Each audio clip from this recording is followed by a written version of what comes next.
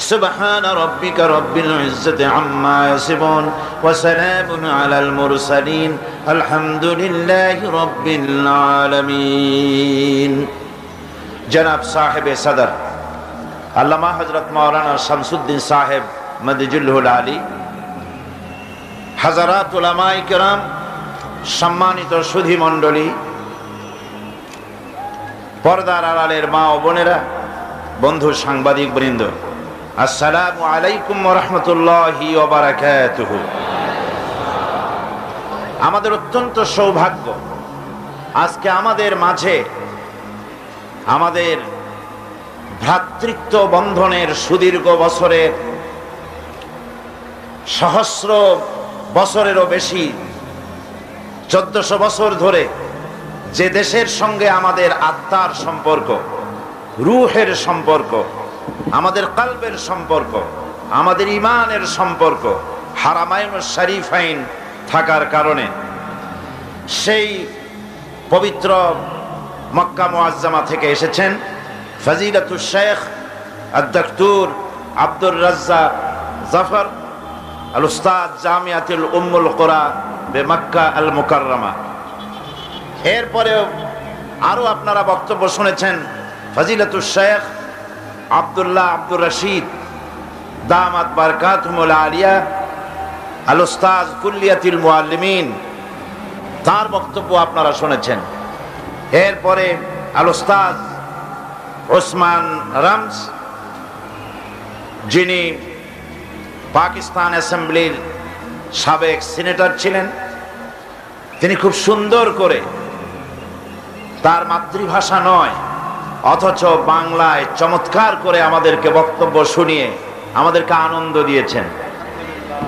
আমরা আজকের মঞ্চে কোরআনে কারীমের মাহফিলে কোরআন নাজিলের দেশ থেকে আগত আমার রাসূল করিম সাল্লাল্লাহু আলাইহি ওয়াসাল্লামের পবিত্র দেশ থেকে আগত মেহমানদেরকে আমরা ওয়েলকাম করছি, স্বাগতম জানাচ্ছি, শুভেচ্ছা জানাচ্ছি, খায়রে মাকদাম করছি। আল্লাহ পাক তাদেরকে হায়াতে তাইয়্যিবা, সেহাতে কুল্লিয়া আল্লাহ পাক তাদেরকে দান করুন। বন্ধুগণ, কোরআনে কারীম শোনার জন্য আপনারা এসেছেন। কোরআনে কারীম থেকেই আমি আপনাদের সামনে আলোচনা করব ইনশাআল্লাহ। ওমা তৌফিকি ইল্লা বিল্লাহ আলাইহি তাওয়াক্কালতু ওয়া ইলাইহি উনীব। আমি কোরআনে কারীমের আলোচনা করার পূর্বে আর একটি বিষয় আপনাদের সামনে আজকে তুলে ধরতে চাই, কারণ আজ হচ্ছে ঐতিহাসিক 10ই ডিসেম্বর, বিশ্ব মানবাধিকার দিবস। নিশ্চয়ই শিক্ষিত লোকেরা যারা পত্র পত্রিকা পড়েন তারা খবর রাখেন। 1948 সালের এই দিনে প্যারিসে জাতিসংঘের একটা বৈঠক হয়েছিল। জাতিসংঘের সদস্য সমূহ, রাষ্ট্রসমূহ নিয়ে তারা সেখানে বৈঠক করলেন এবং সর্বসম্মতিক্রমে তারা মানবাধিকারের সার্বজনীন ঘোষণা তারা সেখান থেকে দিলেন। 30টি ধারায় সম্বলিত এই ঘোষণাপত্রে মানুষের মর্যাদা, মানুষের সম্মান, স্বাধিকার নিশ্চিত করার জন্য তারা প্রতিজ্ঞাবদ্ধ হলেন। আজকের এই দুনিয়ায় এই মানবাধিকার দিবস পালনের জন্য বক্তৃতা, বিবৃতি, সেমিনার, সিম্পোজিয়ামের আয়োজন হয়েছে বিশ্বজুড়ে। আমার দেশের প্রধানমন্ত্রী এবং প্রেসিডেন্ট মানবাধিকার দিবস উপলক্ষে বাণী দিয়েছেন। আপনারা নিশ্চয়ই জানেন এই মানবাধিকার দিবসে আমরা তাফসীর, কোরআনে কারীমের তাফসীর হচ্ছে এমন এক সময় যখন দুনিয়াব্যাপী মানবাধিকার দিবস পালন হচ্ছে, অথচ বর্তমান সময় অতীতের যে কোনো সময়ের তুলনায় মানবাধিকার লঙ্ঘিত হচ্ছে বর্তমান পৃথিবীতে। মুসলমান হিসেবে মানুষের মৌলিক অধিকারের ধারণা আমাদের কাছে নতুন কিছু নয়। অন্যদের নিকট মৌলিক মানবাধিকারের ইতিহাস জাতিসংঘের সনদ থেকে শুরু হয়েছে অথবা ইংল্যান্ডের ম্যাগনা কার্টা থেকে শুরু হয়েছে। কিন্তু ইসলামের মৌলিক মানবাধিকার প্রতিষ্ঠিত হয়েছে আজ থেকে 1400 বছর পূর্বে। ইতিহাস সাক্ষ্য দেয়, অধিকার লঙ্ঘনের ক্ষেত্রে মানুষ পশুকে হার মানিয়েছে। পশুরা খাদ্যের প্রয়োজনে অন্যকে আক্রমণ করে। আমি আবার বলি, পশুরা খাদ্যের প্রয়োজনে অন্য প্রাণীকে আক্রমণ করে। ফুর্তি করার জন্য অথবা কাউকে গোলাম বানাবার জন্য পশুরা কেউ কাউকে আক্রমণ করে না। বাঘেরা সিংহেরা আজ পর্যন্ত কোনো সেনাবাহিনী তৈরি করে নাই। পৃথিবীর কোনো ব্যাঙ আজ পর্যন্ত দাঁড়িয়ে বলে নাই যে এই এলাকায় শুধু আমি গ্যাংর গ্যাং করব, আর কেউ আওয়াজ করতে পারবে না।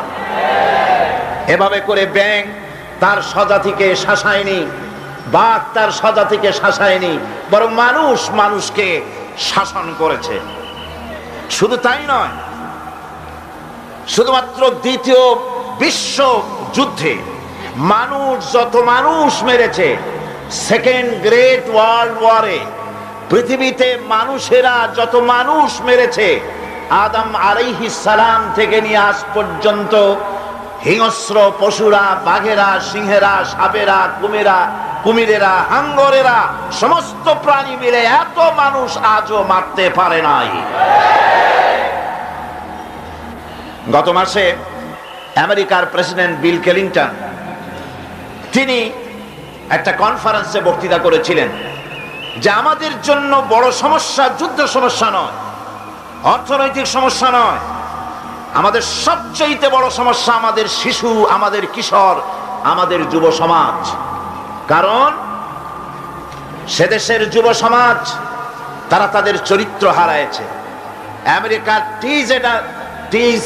টিনেজার যারা, অর্থাৎ 20-এর নিচে যাদের বয়স, তাদের সংখ্যা 1.5 কোটির মতো। এদের মধ্যে আন্ডার ক্লাস সোসাইটির সংখ্যা 35 লাখ। ড্রাগ এডিক্টেড হয়েছে 30 লক্ষ, যারা প্যাচেডিন, হেরোইন, কোকেইন, চার্জ, মারিজুয়ানা, গাঁজা ইত্যাদি যারা সেবন করে, যুবকদের মধ্যে তাদের সংখ্যা 30 লাখের ওপরে। বসবাসের জায়গা নাই আমেরিকায়, এরকম লোকদের সংখ্যা 15 লাখ। আমেরিকার এই করুণ চিত্র হওয়ার কারণ হলো এই, আমেরিকায় ফ্যামিলি স্ট্রাকচার বলে কোনো জিনিস নাই, যেটা আছে মুসলমানদের কাছে, ইসলামের কাছে। সেই ফ্যামিলি স্ট্রাকচার আমেরিকার কাছে নাই।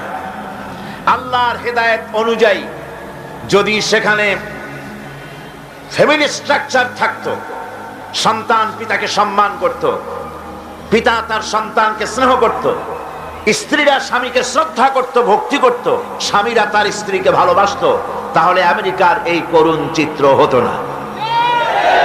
আমি আপনাদের কাছে স্পষ্ট করে বলতে চাই, আমেরিকা এবং ইংল্যান্ডে কুকুর ছানা তার মালিকের কাছে যে যত্ন পায়, সন্তানগুলি তার মায়ের কাছে সেই যত্ন পায় না।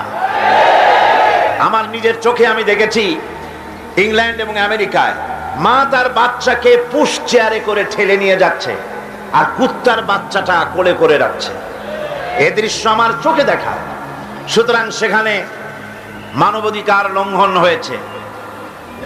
এই মানবাধিকার গুলিকে আইনের পরিভাষায় বলা হয় legal rights, positive rights, fundamental rights, একে বলা হয় basic human rights, birth rights of man. এগুলি হলো এর আইনগত পরিভাষা। বাংলা ভাষায় সামগ্রিকভাবে এই মৌলিক মানবাধিকার এগুলিকেই আমরা চিহ্নিত করে থাকি। এসব অধিকার মানুষকে অত্যাচার এবং জুলম থেকে রক্ষা করে। কিন্তু আজ পৃথিবীতে মানুষেরা এই অধিকার হারায়েছে। অতি সম্প্রতিকালে আমেরিকার প্রাক্তন প্রেসিডেন্ট মিখাইল গর্বাচেভ তিনি একটা বই লিখেছেন। বইটির নাম হচ্ছে পেরেস্ট্রাইকা। নামটা মনে রাখুন, রুশ ভাষায় বইটির নাম পেরেস্ট্রাইকা। তিনি এই বইতে উল্লেখ করেছেন, যখন থেকে আমরা আমাদের নারীদেরকে আমাদের ঘর থেকে বের করে দিয়েছি, তখন থেকে আমাদের সন্তানগুলি লাওয়ারিস হয়ে গিয়েছে। আমাদের সন্তানগুলিকে ঘরে আর দেখার কেউ নাই। কোনটা রং, কোনটা রাইট, কোনটা ভালো, কোনটা মন্দ বোঝাবার মতো ঘরে আর লোক লইল না। ফলে আমাদের সন্তানগুলি সব খারাপ হয়ে গেল। আমেরিকায় যারা বিবাহ করে তাদের প্রথম বিবাহ বার্ষিকীতেই বিবাহ ভেঙে যায় 60%, শতকরা 60% বিবাহ ভেঙে যায়। ইউরোপের সংখ্যা 50%। আর বিয়ে করার আগে লিভ টুগেদার, একসঙ্গে এক্সপেরিমেন্টের জন্য 5-6 বছর কাটায়, তারপরে বিয়ে করে। এসব কারণে শিশু জন্মাবার থেকেই তারা অধিকার হারা হয়ে যায়। আমার দেশে চাকরি করার জন্য জিজ্ঞেস করা হয় তোমার নাম কি, বলা হয় আমার নাম এই, বাবার নাম কি অমুক। কিন্তু সে দেশে বাপের নাম জিজ্ঞেস করা হয় না। প্রথমে লিখতে হয় নিজের নাম, পরে লিখতে হয় মায়ের নাম। কারণ গাভী জানে না কোন ষাঁড়ের বিচে এই বাছুর এসেছে পৃথিবীতে। আজকে এই দুর্দশা হচ্ছে পৃথিবীর বুকে। দ্বিতীয় বিশ্বযুদ্ধের পূর্বে সামগ্রিকভাবে পৃথিবীর মানুষগুলি একান্নভুক্ত ছিল, কিন্তু দ্বিতীয় বিশ্বযুদ্ধে মানুষ মারা গেল, শুধু পৃথিবীতে পুরুষ মারা গেল 1 কোটির মতো। 1 কোটি পুরুষ মারা যাওয়ার পর নারীগুলি কাজের জন্য, রুজির জন্য পেটের দায়ে রাস্তায় বেরোলো। ক্যাপিটালিস্টরা বলল যে আমরা নারীদেরকে অধিকার দিয়ে দিলাম। নারীরা যখন কাজের জন্য ময়দানে নামলো, সাংবাদিক ভাইয়েরা, বুদ্ধিজীবী ভাইয়েরা, শিক্ষিত ভাইয়েরা, মা বোনেরা খুব মনোযোগ সহকারে শুনুন। নারী যখন তার রুজি এবং রুটির জন্য ময়দানে নামলেন, তখন সবচাইতে বড় দুটো সমস্যার সম্মুখীন তারা হলেন। একটি হলো পুরুষের চাইতে তাদের বেতনের বড় রকমের বৈষম্য ঘটে গেল, তাদের বেতন হলো কম। আজও বাংলাদেশে যত গার্মেন্টস ফ্যাক্টরি আছে, নারীকে সবচাইতে কম বেতন দেওয়া হয়। 300 টাকার বেশি বেতন আছে বলে আমার জানা নাই। মানবাধিকার তোমরা আমাদের শেখাও, নারীরা বেতন পেল কম। আরেকটি বড় সমস্যার সমস্যার সম্মুখীন হলেন নারীরা, তা হলো চাকরির জন্য। চাকরির ক্ষেত্রে পর পুরুষের সাথে অবাধ মেলামেশার কারণে তাদের সতীত্ব, তাদের ইজ্জত, তাদের আব্রু ধুলায় ধূসরিত হয়ে গেল। নৈতিক চরিত্রের অবক্ষয় ঘটলো, এই ছড়িয়ে পড়লো গোটা বিশ্বময়। রাজনীতিতে আজ মানবাধিকার লঙ্ঘন হয়েছে। পাশ্চাত্য মনে করে ফরাসি বিপ্লবের পর মানুষকে 3টা অধিকার দেওয়া হয়েছে। কয়টা? 3টি। বলার স্বাধীনতা, চিন্তার স্বাধীনতা, সংগঠন করার স্বাধীনতা। অথচ আজকের পৃথিবীতে আমরা জানি ফ্রান্সের অধীনে আলজেরিয়া 600 বছর আলজেরিয়া শাসন হলো। এই আলজেরিয়ায় 1992 সনের নির্বাচনে ইসলামিক সালভেশন ফ্রন্ট যখন বিপুল ভোটে বিজয় লাভ করলো, তখন ফ্রান্স আলজেরিয়ার সেনাপতি জেনারেল জারুয়ালকে দিয়ে নির্বাচন বাতিল করে ইসলামিক সালভেশন ফ্রন্টের 60,000 মুজাহিদকে হত্যা করেছে। জাতিসংঘের চার্টার তৈরি হয়েছিল যে 3টি কারণে, সে কারণগুলি তারা লঙ্ঘন করলো। জেনারেল নরিয়াগাকে আমেরিকা ধরে নিয়ে গেল, জাতিসংঘ নীরব। বসনিয়া মুসলমানদেরকে সার্বিয়ানরা হত্যা করলো, তাদের অস্ত্র কেনার উপরে এমবার্গো দিল, জাতিসংঘ নীরব। Chechnya, Bosnia, Somalia, Eritrea, Afghan, Palestine, Kashmir মানবাধিকার লঙ্ঘন হচ্ছে, পৃথিবী কথা বলছে না। আজ আমাদের বন্ধু নাই দুনিয়ায়, আমাদের বন্ধু কেবলমাত্র কে? চিল্লায় বলুন, আমাদের বন্ধু কে? আল্লাহ রাব্বুল আলামিন। মুসলমানদের সাথে আমেরিকা এবং ইউরোপ দুশ্মনী চালাচ্ছে, মারাত্মক দুশ্মনী করছে। নিউ ইয়র্ক ওয়ার্ল্ড ট্রেড সেন্টারে বোমা বিস্ফোরণ হলো, তারা দায়ী করলো কারে?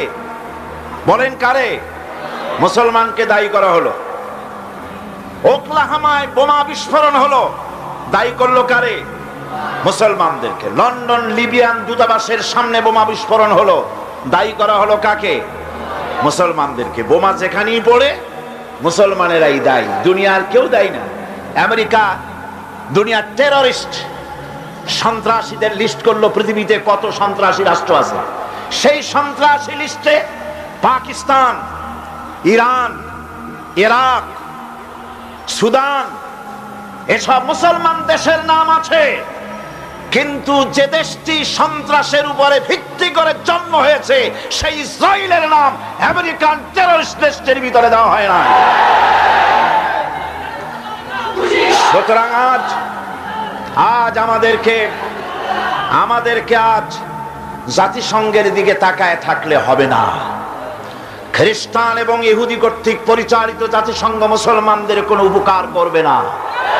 আজ আমি বলতে চাই, শারকুল আওসাত থেকে শুরু করে মধ্যপ্রাচ্য থেকে শুরু করে সারা পৃথিবীর সমস্ত মুসলমানদেরকে আলাদা মুসলিম জাতিসংঘ তৈরি করতে হবে। এছাড়া মুসলমানদের বাঁচার কোনো পথ নাই। মানবাধিকারের জন্য কথা বলেছেন আমার রাসূল করিম সাল্লাল্লাহু আলাইহি ওয়াসাল্লাম। ওয়ান আব্দুল্লাহ বিন উমর রাদিয়াল্লাহু তাআলা আনহুমা قال قال رسول الله صلى الله عليه وسلم في حجة الوداع ألا إن الله حرم عليكم دماءكم وأموالكم كيومكم هذا وبلدكم هذا وشهركم هذا رواه البخاري। রাসূল করিম সাল্লাল্লাহু আলাইহি ওয়াসাল্লাম বলেছেন, আজকের এই দিন আল্লাহ রাব্বুল আলামিন তোমাদের রক্ত, সম্পদ এবং ইজ্জতকে এভাবে পবিত্র করেছেন, যেভাবে পবিত্র করেছেন আজকের এই দিনকে, এই হজের দিনকে, ইয়াউমে আরাফাকে যেভাবে পবিত্র করেছেন, মক্কা নগরীকে যেভাবে পবিত্র করেছেন, এই মাসকে যেভাবে পবিত্র করেছেন, তোমাদের রক্ত এবং সম্পদ সেইভাবে আল্লাহ পাক পবিত্র ঘোষণা করছেন। একে অপরের রক্তকে হরণ করতে পারবে না, কারো মাল হরণ করতে পারবে না, কারো অধিকারকে ক্ষুণ্ণ করতে পারবে না। মানবাধিকারে পৃথিবীর সর্বশ্রেষ্ঠ প্রবক্তা হচ্ছেন জনাবে মুহাম্মদ রাসূলুল্লাহ সাল্লাল্লাহু আলাইহি ওয়াসাল্লাম। কোরআনের হেদায়েত মেনে, রাসূলের হেদায়েত মেনে যদি আমরা অগ্রসর হই, তাহলে আমাদের জন্য দুঃখ থাকবে না, দৈন্য থাকবে না। গোটা পৃথিবীতে মানবাধিকার প্রতিষ্ঠিত হবে, মানবাধিকার লঙ্ঘিত হবে না। এই মানবাধিকার দিবসে আমার পক্ষ থেকে এই কথাগুলি রাখার পর আমি এখন আপনাদের সামনে কোরআনে কারীমের তাফসীরের দিকে এগোচ্ছি। আপনারা জানেন আমরা এখানে সূরা ওয়াল আসরের তাফসীর করতেছিলাম, অর্থাৎ এই পৃথিবীর মানুষের লাভ কোথায়, ক্ষতি কোথায়, সমৃদ্ধি কোথায়, বাঁচার পথ কোথায়, আমাদের প্রবৃদ্ধি কোথায়, উন্নতি কোথায়, সে ব্যাপারে আমরা কথা বলতেছিলাম। আসুন সূরাটিকে আবার পড়ি। আউযু বিল্লাহি মিনাশ শাইতানির রাজীম বিসমিল্লাহির রাহমানির রাহিম ওয়াল আসরি ইন্নাল ইনসানা লাফি খুসর إلا الذين آمنوا وعملوا الصالحات وتواصوا بالحق وتواصوا بالصبر صدق الله العظيم। আল্লাহ পাক শপথ করে বলছেন, গোটা বিশ্বের সমস্ত মানব মণ্ডলীর জীবন ব্যর্থ, এর কোনো দাম নাই, বিফল। মানুষের জীবন সফল হবে কয়টা কাজ করলে, মনে আছে কয়টা? তার কয়টা আমি বলেছি? একটাও শেষ করতে এখনো পারা যায়নি। এই ঈমান আনলে পরে যারা ঈমানে সমৃদ্ধ হয় তাদেরকে আল্লাহ পাক মর্যাদা দান করেন, তাদের সম্মানকে আল্লাহ পাক বৃদ্ধি করেন। আল্লাহর প্রতি ঈমান মানুষকে আত্মসম্মান বোধ সৃষ্টি করে। কারণ মানুষ আল্লাহর প্রতি ঈমান আনার আগে তারা পাথর পূজা করত, তারা গাছকে পূজা করত, সাপকে পূজা করত, তারা সূর্যকে পূজা করত, আগুনকে পূজা করত। আল্লাহ রাব্বুল আলামিন ঘোষণা করছেন, ইন্নাল্লাযীনা তাদউনা মিন দুনিল্লাহি ইবাদুন আমসালুকুম। আল্লাহ পাক বলেন, আমাকে বাদ দিয়ে তোমরা যাদেরকে তোমরা ডাকো, যাদেরকে সম্মান করো, যাদের সামনে মাথা নত করো, এরা তোমার মতো আমার গোলাম। সূর্য আমার গোলাম, চন্দ্র আমার গোলাম, গাছপালা, পাহাড় পর্বত সবই আমার গোলাম। তোমরা নিজেরা গোলাম হয়ে এই গোলামের সামনে মাথা নত করো, এরা তোমার কোনো উপকার সাধন করতে পারবে না, কোনো উপকার এরা তোমার করতে পারবে না। সুতরাং ঈমান মানুষকে সমৃদ্ধ করে, মাথা নত করতে শিখায় কেবলমাত্র কার সামনে? যখনই আমরা পড়েছি লা ইলাহা ইল্লাল্লাহু মুহাম্মাদুর রাসূলুল্লাহ, এই কালেমা যখন আমরা উচ্চারণ করেছি, তখন আমাকে এই কালেমা শিখায়েছে মাথা নত করা কারো সামনেই চলবে না, একমাত্র আল্লাহ রাব্বুল আলামিন ছাড়া। তিনি ছাড়া কারো কোনো শক্তি নেই, সমস্ত শক্তির উৎসকে আন্নাল কুওয়াতা লিল্লাহি জামিআ, সমস্ত ক্ষমতার উৎস কেবলমাত্র কে? আল্লাহ পাক। সেজন্য আপনারা আমাকে জবাব দেন, খেতে দেওয়ার মালিক কে? জোরে বলতে হবে, খেতে দেওয়ার মালিক কে? পড়তে দেওয়ার মালিক কে? হাসাবার মালিক কে? কাঁদাবার মালিক কে? হায়াতের মালিক কে? মওতের মালিক কে? ক্ষমতা দেওয়ার মালিক কে? ক্ষমতা ছিনায় নেওয়ার মালিক কে? ফাআলুল লিমা ইউরিদ, যা খুশি তাই তিনি করেন। তার কাছে তার ক্ষমতার চাইতে প্রচন্ড ক্ষমতা কারো নাই। তিনি যদি কাউকে উপকার করতে চান, ওয়াইয়ামসাসকাল্লাহু বিদুররিন ফালা কাশিফা লাহু ইল্লা হুয়া ওয়াইয়ুরিদিকা বিখাইরিন ফালা রাদ্দা লিফাদলিহি। আল্লাহ পাক বলেন, আল্লাহ পাক যদি কাউকে উপকার করতে চান তাহলে তাকে কেউ ক্ষতি করতে পারে না। আর যদি আল্লাহ কাউকে উপকার করেন, সেই উপকার থেকে কাউকে কেউ ফিরায় রাখতে পারে না। সুতরাং ভালো আর মন্দ, খায়রিহি ওয়া শাররিহি মিনাল্লাহি তাআলা, ভালো মন্দ যা হবে সব আল্লাহর পক্ষ থেকে হয়। কার পক্ষ থেকে? এই জন্যে ঈমান আনলে পরে, ঈমান যার পোক্ত হয়ে যায়, চাকরির ভয়তে কথাটা দুর্বল করে বলে না। আমি যদি এই কথাটা বলি, ইমামতি যদি না থাকে, এই হক কথাটা যদি বলি, তাহলে আমার দাওয়াত সওয়াত যদি কমে যায়, আমার মন্ত্রিত্ব যদি না থাকে, আমার লোকেরা সম্মান করত, সম্মানটা যদি না থাকে, রুজি নষ্ট হয়ে যাবে, এই চিন্তা তারা করতে পারে না। কারণ আল্লাহ রাব্বুল আলামিন তিনি পরিষ্কার করে বলেছেন, ওয়া মা মিন দাব্বাতিন ফিল আরদি ইল্লা আলাল্লাহি রিজকুহা, এই পৃথিবীর বুকে এমন কোন বিচরণশীল জীব নাই যে জীবের রিজকের দায়িত্ব আমি আল্লাহ আমার নিজ হাতে গ্রহণ করি নাই। সমস্ত পৃথিবীর সকল প্রাণীর রিজকের দায়িত্ব কার হাতে? আল্লাহ পাকের হাতে। এই পৃথিবীতে বহু প্রাণী আছে, এই পৃথিবীতে অনেক প্রাণী আছে যেই প্রাণীগুলি তাদের কোনো ব্যাংক ব্যালেন্স নাই, এক জায়গায় কোনো কিছু জমা করে রাখে না, অথচ তারা না খেয়েও মরে না।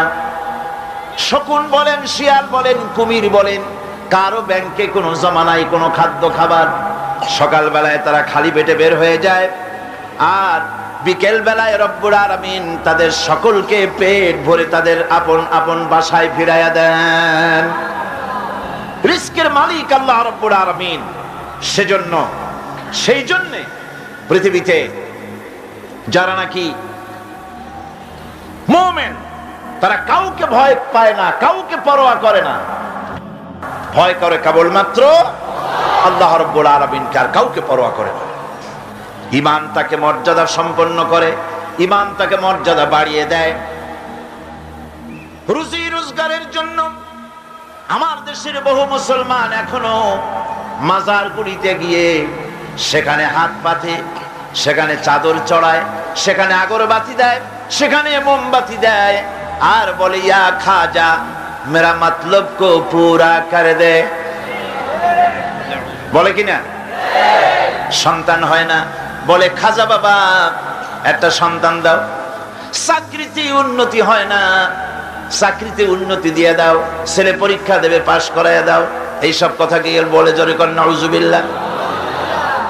আমার বন্ধুগণ, মাজারে এ ধরনের মানত করা, তারা গরু ছাগল মানত করে, এগুলি গিয়ে সেখানে যায় সম্পূর্ণ হারাম। এগুলি কি?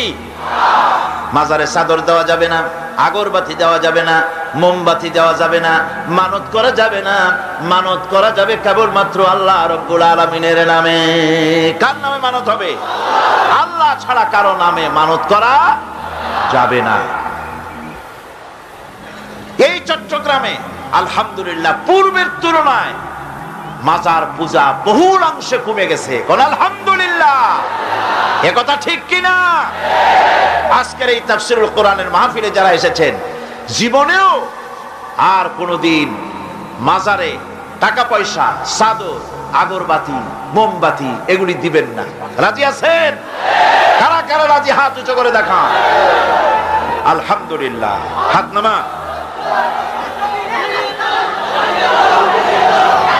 আজকে মানুষকে বিশ্বাস করুন, মানুষকে ধোঁকা দেওয়ার জন্য এরা মানুষের কাছে নানান রকমের ফন্দি ফিকের একে মানুষের সামনে গিয়ে হাজির হয়। মানুষেরা মনে করে না জানি কত বড় হাদিয়ে জামান কি যেন একটা, মনে করে তার কাছ থেকে সাহায্য সহানুভূতি চায়।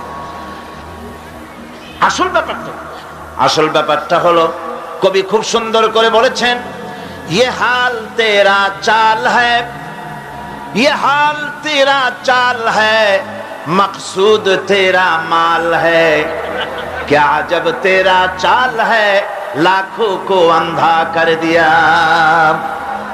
তোমার এই ভান ধরাটা, ভান ধরেছো, ওলিউল্লাহ সেজেছো, এগুলি হচ্ছে তোমার একটা ভান। এই ভান ধরে মানুষের পয়সা লোটার ব্যবস্থা করেছো, লাখো মানুষকে অন্ধ করে দিয়েছো এগুলি করে। সুতরাং মানুষের আজকে বুঝতে আর বাকি নাই। মানুষ আজ মাজার মুখী হওয়ার চাইতে মসজিদ মুখী বেশি হচ্ছে। কোন আলহামদুলিল্লাহ? যারা কোন আলহামদুলিল্লাহ? আমার বন্ধুগণ, ইসলাম মানুষকে শিখায়, মানুষ যখন ঈমান আনে, আল্লাহ পাক বলেন ক্ষতি থেকে বাঁচার জন্য ইল্লাল্লাযীনা আমানু, যারা ঈমান এনেছে। ঈমান আনলে পরে যে উপকারটি তার হয় তা হলো তার মধ্যে বিনয় এবং বিনম্রতা আসে। সে অহংকারী হয় না। মুমিন কখনো অহংকারী হয়? কিসের অহংকার? টাকা পয়সার অহংকার করবে। আল্লাহ পাক যদি ব্রেন টিউমার দিয়ে দেন, হার্টের মধ্যে যদি ক্যান্সার করে দেন, ব্লাডের ভিতরে যদি ক্যান্সারের জার ঢুকায় দেন, সারা জীবনে যা কামাই করেছো সব শেষ করলেও রোগ সারবে না। কথা ঠিক কিনা? এই জন্য আল্লাহ রাব্বুল আলামিন কোরআনে কারীমের মধ্যে পরিষ্কার করে বলেছেন, যারা অহংকার করো, আমার আইন ভালো লাগে না, আমার দিন পছন্দ হয় না, আমার ইসলাম ভালো লাগে না, যদি পছন্দ না হয় বেরিয়ে যাও। ইয়া মা'শারাল জিন্নি ওয়াল ইনসি ইন ইসতাতা'তুম আন তানফুযু মিন আকতারিস সামাওয়াতি ওয়াল আরদ ফানফুযু লা তানফুযুনা ইল্লা বিসুলতান। ইয়া মা'শারাল জিন, হে পৃথিবীর জেনেরা, ওয়াল ইনস, এবং পৃথিবীর মানুষেরা, যদি সম্ভব করতে পারো আমার এরিয়া থেকে, আমার বিশ্ব থেকে, আমার পৃথিবী থেকে বেরিয়ে যাও। পারবে না, বেরিয়ে যেতে পারবে না। আকাশ আর জমিন দিয়ে এমন ভাবে কভার করেছি, এমন ভাবে প্যাকেট করে দিয়েছি, আমার এই এরিয়া ছেড়ে বেরিয়ে যাওয়ার কোনো উপায় নাই। আছে উপায়? কোনো উপায় নাই। সুতরাং অহংকার করো না। টাকার অহংকার, বিদ্যার অহংকার, স্বাস্থ্যের অহংকার করো না। অনেকে স্বাস্থ্যের অহংকার করে। আমি বলি স্বাস্থ্য খুব ভালো, হাঁটার সময় মাটি মসমস করতে থাকে। আপনি কি করতে পারবেন এই অহংকার করে? আল্লাহ পাক বলছেন ওয়ালা তামশি ফিল আরদি মারহান ইন্নাকা লান তাখরিকাল আরদা ওয়া লান তাবলুগাল জিবালা তুলা। আমার এই জমিনের উপরে অহংকার করে হেঁটো না। তুমি তোমার পায়ের আঘাত দিয়ে আমার জমিনটাকে ধসায় দিতে পারবে না, আর অহংকার করে তুমি পাহাড়ের উচ্চতাও ছাড়াই যেতে পারবে না। সুতরাং অহংকারও করো না। আল্লাহ পাক অহংকারীকে পছন্দ করেন না। অহংকার করা আল্লাহ নিষেধ করে দিলেন। যে ব্যক্তি মুমিন, ঈমান জেনেছে, অহংকার থেকে সে মুক্ত হয়ে যায়, এটা ঈমানের বড় ফায়দা। যে ব্যক্তি পড়েছে লা ইলাহা ইল্লাল্লাহু মুহাম্মাদুর রাসূলুল্লাহ, এই কালেমা যেই পড়লো অহংকার থেকে মুক্ত হয়ে গেল। জিকির করুন সুবহানাল্লাহ, আলহামদুলিল্লাহ, লা ইলাহা ইল্লাল্লাহ, সুবহানাল্লাহ, আলহামদুলিল্লাহ, লা ইলাহা ইল্লাল্লাহ। অহংকার কার জমিনে করবি? জমিনের মালিক হচ্ছেন আল্লাহ পাক। জমিনের মালিককে চিল্লায় কোন? আরো জোরে বলেন, জমিনের মালিক কে? লিল্লাহি মা ফিস সামাওয়াতি ওয়া মা ফিল আরদ। আকাশের মালিক, জমিনের মালিক, সার্বভৌমত্বের মালিক, সব কিছুর একচ্ছত্র মালিকানা কার হাতের মুঠায়? আল্লাহ পাকের হাতের মুঠার মধ্যে। সুতরাং মুমিন ব্যক্তি, যে ব্যক্তি ঈমান আনবে, তার মধ্যে অহংকার থাকবে না, সে অহংকার থেকে মুক্ত হয়ে যাবে। আমার বন্ধু, ঈমান যে আনবে, আল্লাহ পাক বলেন ওয়াইবাদুর রাহমানিল্লাযীনা ইয়ামশুনা আলাল আরদি হাওনা। রহমানের বান্দা যারা, তারা জমিনের উপরে মাথা নিচু করে তারা হাঁটে, বিনয়ের সাথে হাঁটে, অহংকার করে না। বুক ফুলায়া মাথা উঁচু করে অহংকার করে হাঁটে না। দেখে নেব, এরকম করে চিল্লায় না। মানুষের উপরে দুঃশাসন, জুলম ইত্যাদি তারা করে না। আমার বন্ধুগণ, ঈমান যারা আনে, ঈমান তাকে আরো একটি মর্যাদা, আরো একটি গুণ, আরেকটি কোয়ালিটি তার মধ্যে সৃষ্টি করে দেয়। সে জানে মওতের মালিক হচ্ছে আল্লাহ রব্বুল আলামিন। কেউ আমার জীবন নিতে পারবে না। এক মুহূর্ত হায়াত থাকতে আমার জীবন কেউ নিতে পারবে না। কথা ঠিক কিনা? হায়াত থাকতে কেউ মরবে না। সুতরাং সে আল্লাহ ছাড়া কাউকে ভয় করবে না। মৃত্যু তো আসবেই, আজ হোক কাল হোক, মৃত্যু আসবে কিনা? কুল ইন্নাল মাউতাল্লাযী তাফিরুনা মিনহু ফাইন্নাহু মুলাকীকুম। মরণ থেকে পালাও তুমি, মরণ তোমায় লইবে ঘিরি। যদিও সুদূর আকাশ পানে, লুকাও সেথায় লাগিয়ে সিঁড়ি। এ মহারোগের ঔষধ নাই, এ মহারোগের চিকিৎসক নাই, নাই সে ঔষধ জগতে। খুঁজিয়া কাতর হইলে কি হবে, পারিবে না তারে ফিরাতে। মৃত্যু অবশ্যই আসবে এবং তোমাকে গ্রেফতার করবে। তুমি যেখানেই থাকোই না কেন, মৃত্যু আসবেই। মৃত্যুর হাত থেকে কেউ রেহাই পাবে না, মৃত্যু আসবে। সুতরাং মরণ যখন আসবে, তখন এই মৃত্যু থেকে কেউ যখন বাঁচবে না, তখন সকলকেই সাহসী হতে হবে। এই ঈমান মানুষকে দুর্জয় সাহসী বানায়। মৃত্যুকে সে পরোয়া করে না। সুবহানাল্লাহ বিহামদিহি। সে ভয় করে কেবলমাত্র কাকে? আল্লাহ রাব্বুল আলামিনকে, আর কাউকে ভয় করে না। ফাঁসির মঞ্চে দাঁড়িয়েও বিজয়ের হাসি হাসে, যেহেতু সে জানে এ ফাঁসি আমার জন্য আল্লাহর পক্ষে যদি নির্ধারিত থাকে তবে ফাঁসি হবে, আর যদি না থাকে তাহলে এই ফাঁসি আমাকে কেউ দিতে পারবে না। মিশরের শহীদ সৈয়দ কুতুব রাহমাতুল্লাহ আলাইহি, নওয়ারাল্লাহু মারকাদাহু ওয়া জাআলাল জান্নাতা মাসওয়াহু। আল্লাহ পাক তাকে জান্নাতুল ফিরদাউসের মেহমান বানিয়ে নিন। মিশরের প্রেসিডেন্ট জামাল নাসের তাকে ইসলামী আন্দোলন করার অপরাধে, ফি জিলালিল কোরআন লেখার অপরাধে, মাআলিমু ফিত তারিক এই কিতাব লেখার অপরাধে তাকে গ্রেফতার করলো, তাকে কয়েদখানার ভিতরে ঢুকালো এবং সেইখানে ক্ষুধার্ত পাগলা কুকুরকে ঢুকিয়ে দিল। তারপর অনেকক্ষণ পরে একজন লোককে পাঠিয়েছে, দেখে আসো রুমের ভিতরে কুকুরের সাথে কুকুর কি ব্যবহার করে। নাউযুবিল্লাহ। জামাল নাসেরের পাঠানো সেই লোকটি জেলখানার ভিতরে দৃশ্য দেখে অবাক হয়ে ফিরে এসে বললেন, জাহাপানা, কয়েদখানার ভিতরে গিয়ে দেখলাম সৈয়দ কুতুব নামাজের ভিতরে সেজদায় পড়ে আছে, আর শিকারী পাগলা কুকুর তার পাশে বসে তাকে পাহারা দিতেছে। মৃত্যুর ভয় ঈমানদারেরা করে না।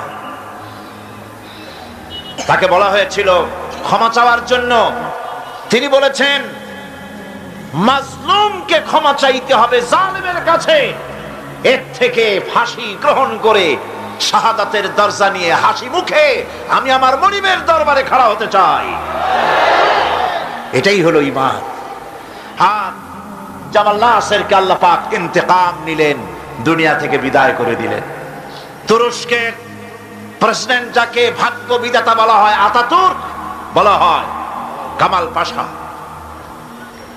আল্লাহর ইসলামের সঙ্গে বেয়াদবি করেছে, আরবি ভাষা শিক্ষা করা হারাম ঘোষণা করেছিল, হিজাব পরা মেয়েদের জন্য হারাম ঘোষণা করেছিল, শাদী শোদা মেয়েদেরকে বিবাহ দেওয়া জায়েজ করেছিল। নাউযুবিল্লাহ। এই কামাল পাশার ঘুম ভেঙে গেল সকালবেলায় কিসের এক আওয়াজে। সে বলল, কিসের আওয়াজে আমার ঘুম ভাঙলো? বলা হলো মুয়াজ্জিনের আজান। মুয়াজ্জিন চিল্লাইলো কেন? ধরে আনো। মুয়াজ্জিন আনা হলো। তারপরে জিজ্ঞাসা, এই বেটা চিল্লাইছিস কেন? সে বলল, আমি তো চিল্লাই নাই, আমি আজান দিছি। কেন আজান দিলি? আমার ঘুম ভাঙলো কেন? তাকে আনা হলো এবং তাকে অর্ডার করা হলো। বলা হলো, কামাল পাশা বলল, আমার সামনে তাকে জবাহ করো, তার সমস্ত শরীরটাকে তরবারি দিয়া টুকরা টুকরা করে দাও। আমার ঘুম ভাঙালো কেন? আল্লাহ রাব্বুল আলামিন কামাল পাশাকে দুনিয়া থেকে বিদায় করে দিয়েছেন। না বেঁচে আছে আজও? ইরানের রেজা শাহ পাহলভী মুসলমানদের পর অত্যাচার করেছে। ২৫০০ বছরের রাজতন্ত্রের প্রতিভূ অত্যাচার করেছে মুসলমানদের পরে। মুসলমানের দেশে রাস্তায় রাস্তায় শুকর জবাহ হতো। ওলামাদের সম্পর্কে বাসের কন্ডাক্টররা পর্যন্ত এই পর্যায়ে চলে এসেছিল যে আমরা বেশ্যা এবং আলেম, এদেরকে আমরা বাসে চড়াবো না। এভাবে করে ওলামাদেরকে ঘৃণা করা হলো, মহিলাদেরকে বেইজ্জত করা হলো, বেপরদা করা হলো। আল্লাহ পাক অ্যাকশন নিলেন, নেন নাই? জোরে কর, নিয়েছেন কিনা? ইরানে বিপ্লব শুরু হলো। এই বিপ্লবে মহিলারাও নামলেন, তারাও বিপ্লবে শরীক হলেন। এরপরে রেজা শাহ পাহলভী পলাবার জায়গা পায় নাই, আমেরিকা গিয়া পালালো। আমেরিকা তাকে জায়গা দিল না, পানামায় আসলো, পানামা জায়গা দিল না। কায়রোতে আসলো, কায়রোর একটি হোটেলে জীবনের শেষ দিনগুলি সেখানে কাটলো। এতিমের মতো, ভিক্ষুকের মতো দুনিয়া থেকে আল্লাহ জিল্লাতির সাথে বিদায় করে দিলেন। সেই আল্লাহ আছেন কি নাই? জোরে বলেন, আছেন কি নাই? ইসলামের সাথে এই শত্রুতা নতুন কিছু নয়, বহুত পুরানা। সতিজা কর রহা হ্যায় अज़ल से ता इमरोज़, सतीज़ा कर रहा है अज़ल से ता इमरोज़, चरागे मुस्तफ़ा भी से शरारे बुलाबीस। সেই আবহমান কাল থেকে ইসলামের বিরুদ্ধে এই ষড়যন্ত্র চলে আসছে। আবু জাহেলের গোষ্ঠীরা চেয়েছে চিরকাল মুহাম্মদ সাল্লাল্লাহু আলাইহি ওয়াসাল্লামের তাওহীদের চারাককে, নবুয়তের চারাককে নির্বাপিত করে দেওয়ার জন্য, কিন্তু তারা নিবাইতে পারে নাই।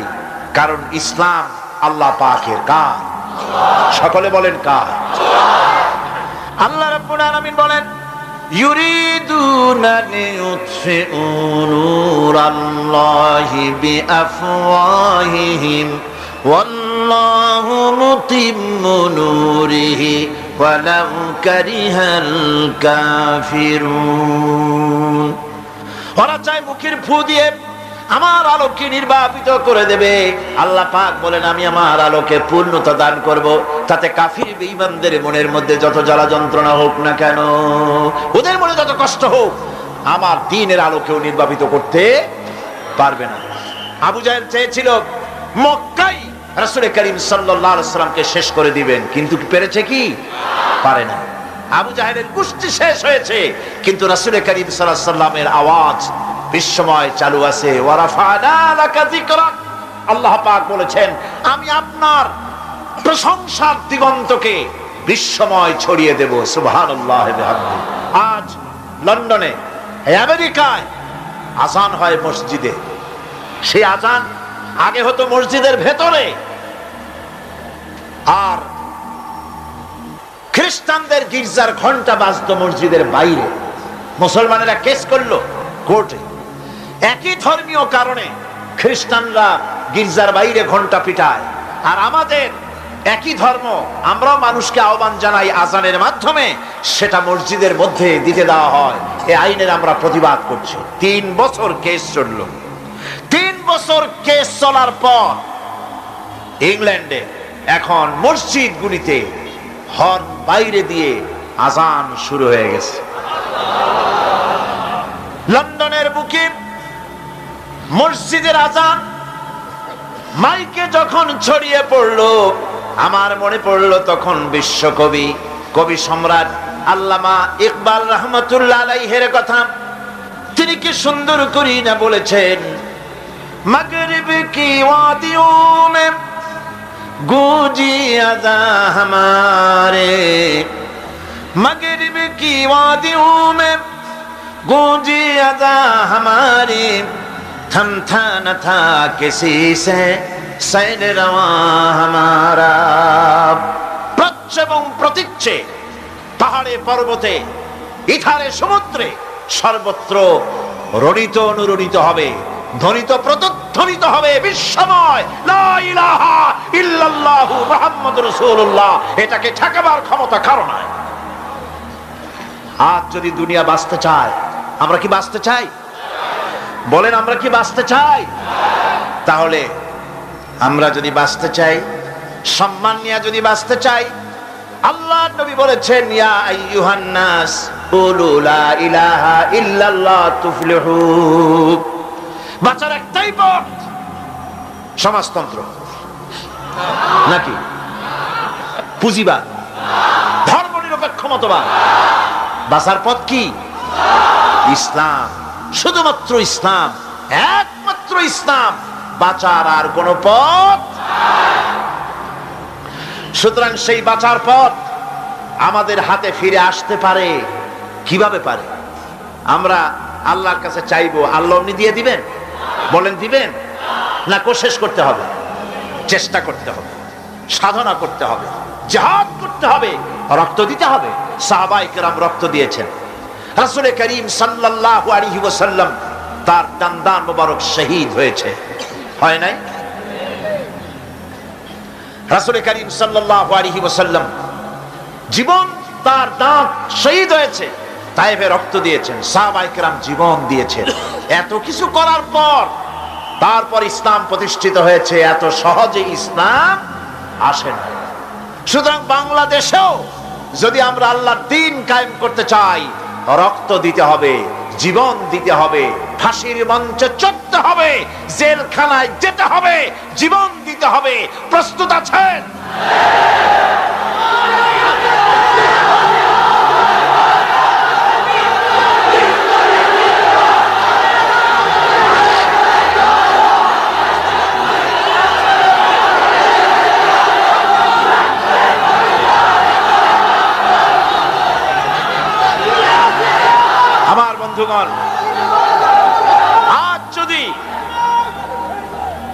যদি আমরা জিহাদি প্রেরণায় দ্বীন প্রতিষ্ঠার পথে এগিয়ে আসি, তাহলে এর পরিণতিতে পাবো আমরা জান্নাত। কি পাবো? জান্নাত হচ্ছে সবচাইতে বেশি লোভনীয়, আর জাহান্নাম হচ্ছে সবচাইতে বেশি নিকৃষ্ট, ভীতিপ্রদ। সেই জাহান্নাম থেকে বাঁচার জন্য আর জান্নাত পাবার আশায় সেই পথে আমাদেরকে অগ্রসর হতে হবে, সেই পথে জিহাদের পথে এগিয়ে যেতে হবে। আমাদেরকে কেউ ক্ষতি করতে পারবে না, কেউ আমাদেরকে ধ্বংস করতে পারবে না যদি আমরা আল্লাহর পথে থাকি। আল্লাহর পথেই আমাদের জানমাল ব্যয় করতে হবে। কারণ আল্লাহ পাক কোরআন শরীফের মধ্যে বলেছেন, ইন্নাল্লাহা আশতারা মিনাল মুমিনিনা আনফুসাহুম ওয়া আমওয়ালাহুম বিআন্না লাহুমুল জান্নাহ। আল্লাহ রাব্বুল আলামিন বলেন, আমি আমার মুমিনের জান এবং মালকে আমি খরিদ করে নিয়েছি, বিনিময়ে আমার মুমিনকে আমার জান্নাত দান করেছি। সুবহানাল্লাহ। মুমিন ব্যক্তি সে ঘোষণা করবে আল্লাহ পাকের সামনে। আল্লাহ শিখায় দিয়েছেন, ঘোষণা করো, কুল ইন্না সালাতি ওয়া নুসুকি ওয়া মাহইয়ায়া ওয়া মামাতি লিল্লাহি রাব্বিল আলামিন।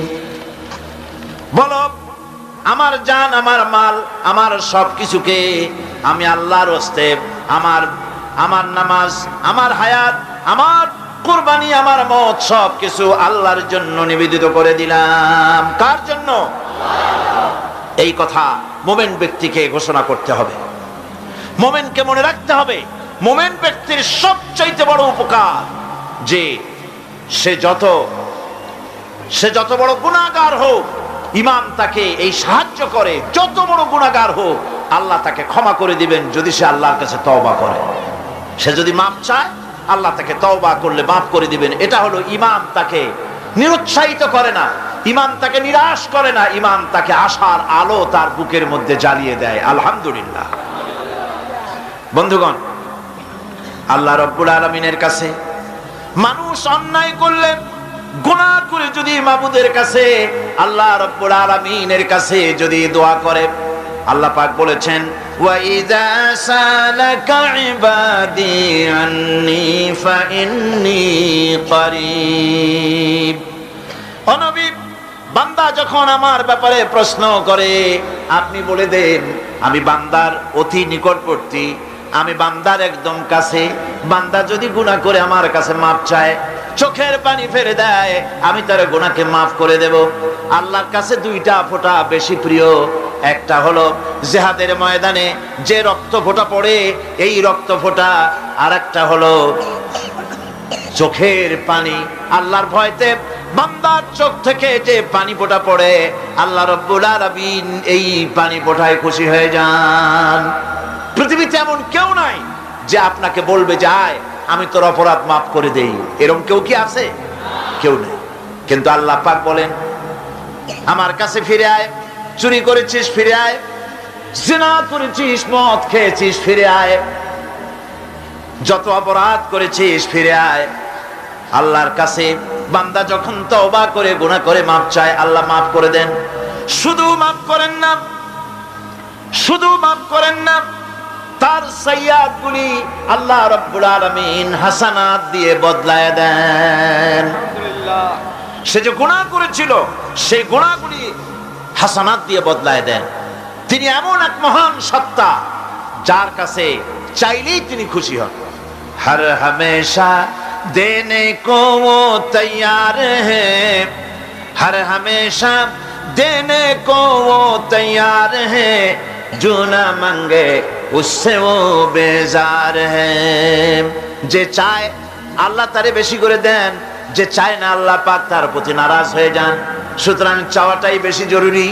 রাতের আধারে তাহাজ্জুদের নামাজ পড়ে মানুষ যখন কান্দে, মুসলিম শরীফের হাদিসে এসেছে, প্রতি রাত্রে আল্লাহ রাব্বুল আলামিন শেষ আকাশে সেখান থেকে মানুষকে ডাকেন, ও আমার বান্দারা আমার কাছে চাও, কে অপরাধ করেছো, গুনাহ করেছো। মানুষেরা ওই সময় যারা কাঁদতে থাকে, আল্লাহ রাব্বুল আলামিন ফেরেশতাদেরকে সাক্ষী রেখে বলেন, দেখো আমার এই বান্দাগুলি কিভাবে কাঁদতেছে, আমারে দেখে নাই, আমার দুচোখ দেখে নাই, বেহেশত দেখে নাই, শুধু আমার ভয়তে, জাহান্নামের ভয়তে কোরআন হাদিস বিশ্বাস করে যেভাবে কাঁদতেছে, আমি তোমাদেরকে সাক্ষী রাখতেছি, আমার এই বান্দাগুলিকে আমি রব্বুল আলামিন মাফ করে দিলাম। সুতরাং ঈমান মানুষকে এভাবে সমৃদ্ধ করে, ঈমান মানুষকে সমৃদ্ধ করে দেয়, তার সাহসিকতা বাড়িয়ে দেয়, তাকে হতাশা থেকে ফিরিয়ে তার মধ্যে আশার সঞ্চার করে দেয়। লা তাকনাতু মির রাহমাতিল্লাহ, আল্লাহ পাক বলছেন আমার রহমত থেকে মায়ুস হয়ে যেও না, নিরাশ হয়ে যেও না, আমার কাছে কাঁদো, আমাকে বলো, আমি জীবনের সমস্ত গুনাহ খাতাকে মাফ করে দেব। আমার ভাইরা, মুমিন ব্যক্তির ভিতরে সাহস আল্লাহ পাক সৃষ্টি করে দেন, কোন ভয় ভীতি তার মনের মধ্যে জায়গা পায় না, তার মধ্যে সাহস সৃষ্টি হয়ে যায়। তার দৃষ্টান্ত আল্লাহ পাক কোরআন শরীফের মধ্যে দৃষ্টান্ত রেখে দিয়েছেন। আমার বন্ধু হযরত ইব্রাহিম আলাইহিস সালামকে আগুনের ভিতরে যখন ফেলে দেওয়া হয়েছিল, তাকে ফেরেশতারা সাহায্য চাওয়ার জন্য বলেছিল। ফেরেশতা বলেছে, ইব্রাহিম আমার কাছে সাহায্য চাও, এই আগুন থেকে বাঁচায় দেব। হযরত ইব্রাহিম আলাইহিস সালাম বলেছিলেন, আমি তোমাদের কাছে সাহায্য চাইব না, কারণ আমি তো এমন কোন অন্ধ খোদার ইবাদত করি না যিনি তার নিজের চোখে আমার দুঃখ দুর্দশা না দেখেন। তিনি তো দেখতে পাচ্ছেন, সুতরাং আমি তোমার কাছে সাহায্য চাইব না। আগুনে পড়ে গেলেন। এরপরে রব্বুল আলামিন আগুনের প্রতি নোটিশ করে দিলেন, ইয়া নারু কুনি বারদাও ওয়া সালামান আলা ইব্রাহিম, আগুন আমার ইব্রাহিমের জন্য শান্তিদায়ক ঠান্ডা হয়ে যা। কি বলেন, আগুন তারপরে জ্বলছিল? আগুন তারে জ্বালাইছে? আগুন তারে জ্বালাতে পারে নাই। আমার বন্ধুগণ, সাহস হারাবেন না, কোন অবস্থাতেই সাহস হারাবেন না। আজও যদি কোন নমরুদ কোন ইব্রাহিমের সন্তানকে যদি তার দলভুক্ত কাউকে যদি আগুনে ফেলে দেয়, আল্লামা ইকবাল বলেছেন, আজ ভি হো জু ইব্রাহিম কাইমা पैदा आग कर सकती है एक अंदाज गुलिस्तां पैदा। ইব্রাহিমের ঈমান যদি আজও কোথাও হয় বিদ্যমান, করতে পারেন অগ্নিকুণ্ডে খুবসুরত গুলিস্তান। আজও যদি আগুনের মধ্যে কাউকে ফেলে দেওয়া হয়, কোন নমরুদ যদি আজও ফেলে, তাহলে সেই আল্লাহ আছেন না যে আল্লাহ ইব্রাহিমকে বাঁচাইছিলেন? আছেন কিনা? সে আল্লাহ পাক আজও আছেন, এবং আগুনের ভেতর থেকে তার বান্দাকে তিনি হেফাজত করতে সক্ষম। ভাইরা আমার, হযরতে মূসা আলাইহিস সালামকে এসব ঘটনা কোরআন শরীফে আল্লাহ পাক কেন বললেন? আমি তো বানিয়ে বানিয়ে কোনো ঘটনা বলতেছি না, এগুলি কোথায় আছে? কোথায় আছে? আল্লাহ পাক এসব ঘটনা কেন বললেন? এই জন্য বলেছেন, ফেরাউন এক যুগে সেই বিদায় হবে তা না, নমরুদ এক যুগে সেই বিদায় হবে তা না, আবু জাহেল এক যুগে সেই বিদায় হবে তা না। আবু জাহেল, নমরুদ, ফেরাউন আসবে না, কিন্তু তাদের নাতি নাতনিরা তো আসবেই। যেন তোমরা ভয় পেও না। আল্লাহ রাব্বুল আলামিন কোরআনে কারীমের মধ্যে পরিষ্কার করে বলে দিয়েছেন, এসব ঘটনা শোনায়েছেন ইবরতের জন্য। কিসের জন্য বলেন? ইবরতের জন্য। আমরা তো ইবরত বুঝি না, আমরা উপদেশ বুঝি না, শুধু ফুর্তি করি। জগা জি লাগানে কে লিয়ে ये दुनिया नहीं है, जगह जी लगाने के लिए ये दुनिया नहीं है, ये इबरत की जा है तमाशा नहीं है। ए पृथ्वी तो खेल तमाशा করার জায়গা না, এ পৃথিবী তাস খেলা জুয়া খেলার জায়গা না, এটা উপদেশ গ্রহণ করার জায়গা। উপদেশ দেখো, শেখো, উপদেশ গ্রহণ করো। হযরতে মূসা আলাইহিস সালামের কথা আল্লাহ শুনাইলেন। এই কোরআন শরীফের ভিতরে এক জায়গায় দুই জায়গায় নয়, অসংখ্য জায়গায় মুসা আলাইহিস সালামের কথা আল্লাহ বলেছেন, ঠিক কিনা? ইব্রাহিম আলাইহিস সালামের কথা বলেছেন, ঠিক কিনা? মুসা আলাইহিস সালামের কথা আল্লাহ পাক শোনায় দিলেন। ফেরাউন তার পিছনে লেগে গেল। মুসা আলাইহিস সালামের অপরাধটা কি? অপরাধ হলো তিনি বলেছিলেন লা ইলাহা ইল্লাল্লাহ। জোরে বলেন লা ইলাহা ইল্লাল্লাহ। আরো জোরে লা ইলাহা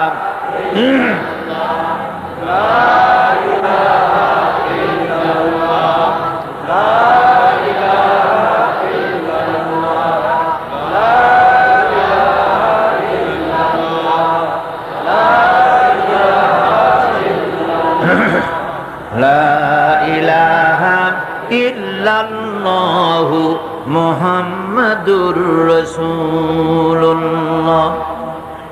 তিনি লা ইলাহা ইল্লাল্লাহর দাওয়াত দিলেন। ফিরআউন জবাবে বলল, মা আলিমতু লাকুম মিন ইলাহিন গায়রি, আমি তো জানি না, আমি ছাড়া আরো ইলাহ আছে, আমি তো জানি না। আমি তো ইলাহ, তুমি আবার নতুন ইলাহ আল্লাহ কই থেকে? আবার যদি আমার সামনে নতুন কোন ইলাহের সন্ধান দাও, যদি দাওয়াত দাও, লা আজআলান্নাকা মিনাল মাসজুনিন, কারারুদ্ধ করে রাখবো, জেলখানায় ঢুকাবো। মুসা আলাইহিস সালাম বললেন, ফিরআউন রে, কারে তুমি ভয় দেখাও জেলখানার?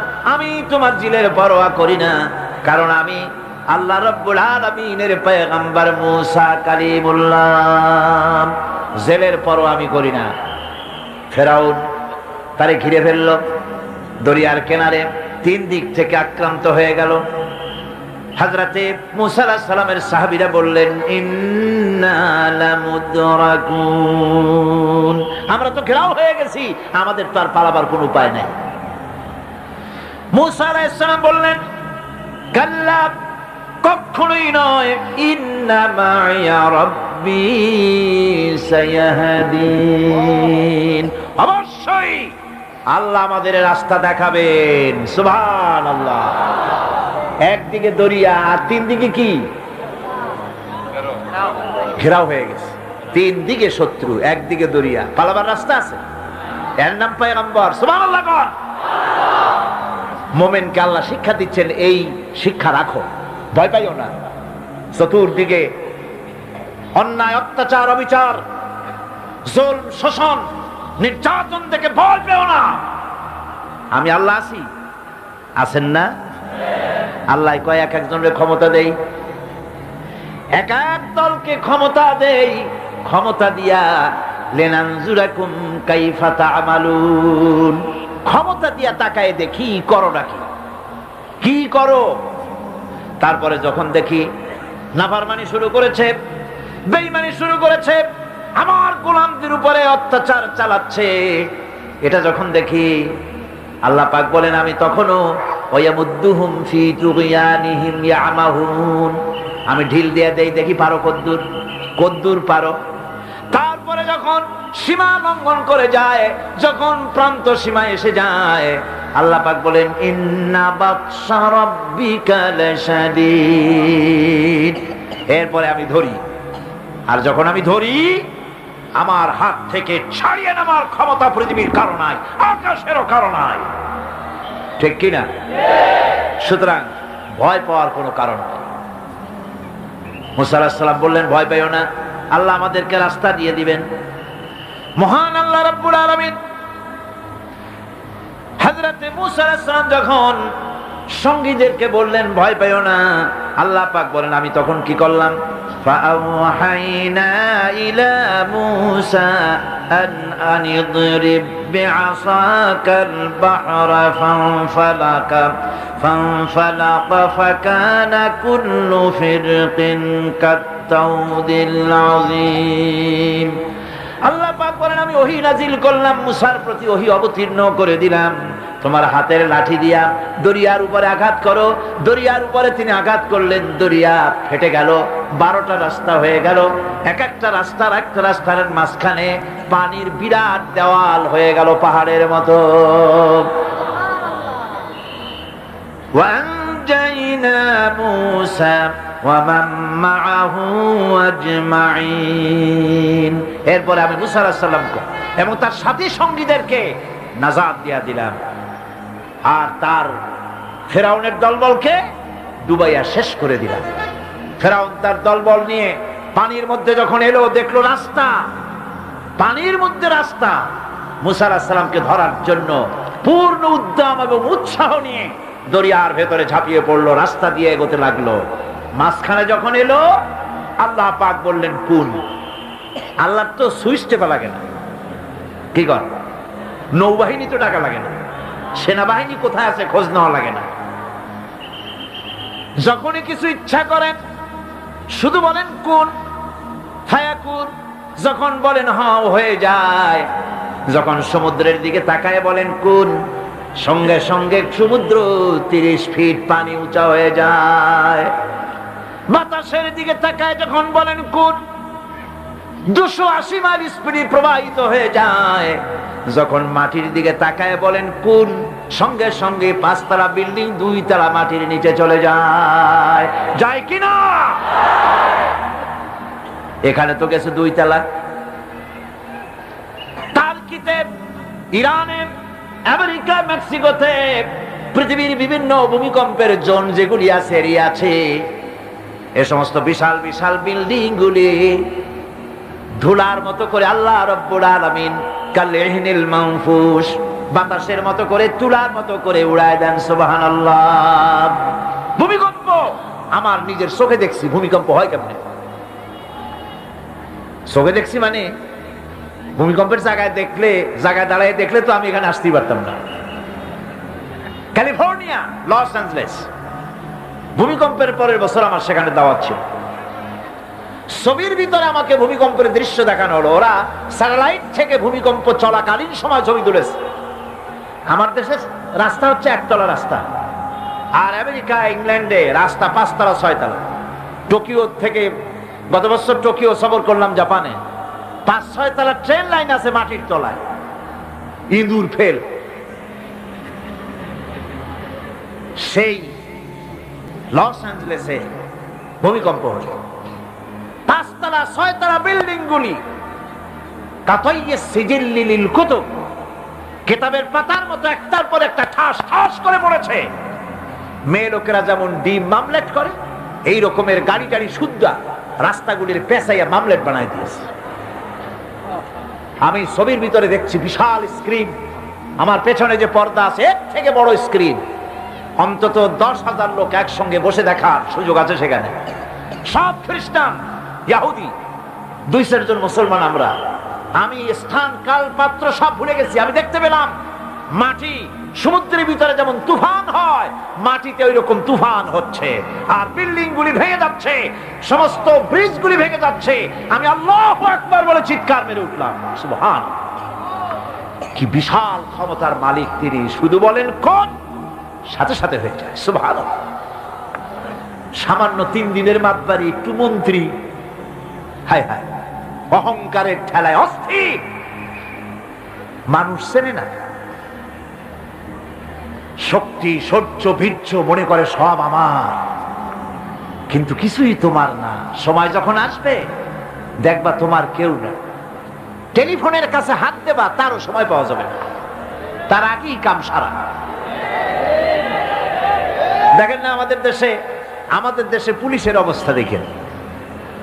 পুলিশেরা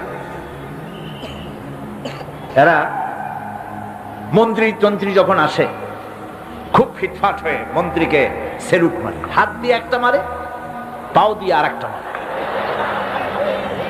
আমি চিন্তা করছি যে এটার হাকিকতটা কি, বিষয়টা কি? এই যে 2টা সেলুট, হাত দিয়ে একটা, পাও দিয়ে একটা, কারণটা কি? হাত দিয়ে তো বুঝলাম যে সত্যি এরা হাত দিয়া ব্রিটিশ প্যাটার্নে সেলুট মেরেছে, কিন্তু পাও দিয়া, পরে চিন্তা করলাম আসলে ঠিকই আছে।